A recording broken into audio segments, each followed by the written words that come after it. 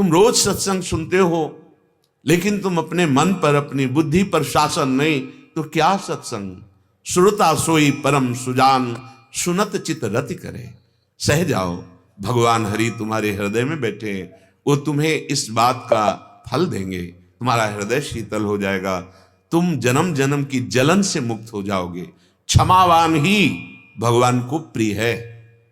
और जो उसने क्षमा करना सीख लिया, तो ये ना सोचे कि मैं इसे क्षमा करता चला जा रहा हूं और ये बढ़ करके फिर हमसे मिलेगा, फिर हमारे साथ अपमान का व्यवहार करेगा। नहीं, तुम जितना दंड नहीं दे सकते थे, उससे बड़ा उसे दंड मिलेगा।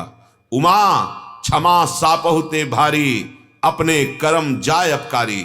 अपकार करने वाला जिसे तुमने क्षमा कर दिया है, उसको ईश्वर ऐसा दंड देगा कि हिसाब।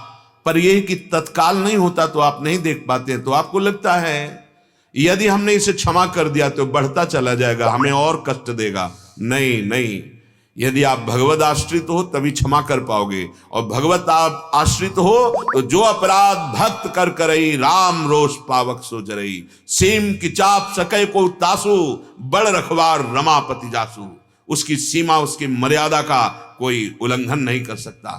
तुम क्षमावान बनो, ना कि दंड देने वाले। क्षमा में इतनी बड़ी सामर्थ्य है कि सांप भी उतना दंड नहीं दे सकता सामने वाले को, वो अपने आप नष्ट हो जाएगा, क्योंकि तुम क्षमा कर दिए, तुम्हारी उन्नति हो जाएगी। तो हमें तो चाहिए कि उसके लिए भी मंगल भावना करें कि भगवान उसकी बुद्धि शुद्ध हो, उसका मंगल हो। पर यदि इतनी ऊंचाई की वृत्ति नहीं, तो क्षमा तो करना सीख जाइए। नहीं, ये क्रोध तुम्हारा ही सर्वनाश कर देगा। पूज्यपाद उड़िया बाबा जी महाराज, आप 1 महीने में अच्छे से एक बार क्रोध कर लेते हैं तो आपका सारा का सारा भजन ढक जाएगा। नष्ट तो नहीं होगा, क्योंकि भजन अविनाशी होता है, पर उसका प्रभाव ढक जाएगा। यामाह का बहुत सावधान है, तुम्हारा ही बिगड़ेगा। तुम्हारी सोच बिगड़ जाना, तुम्हारा पतन हो जाना है। तुम्हारी बुद्धि का शासन मन पर खत्म हो जाना, तुम्हारा सर्वनाश है। बहुत सावधान।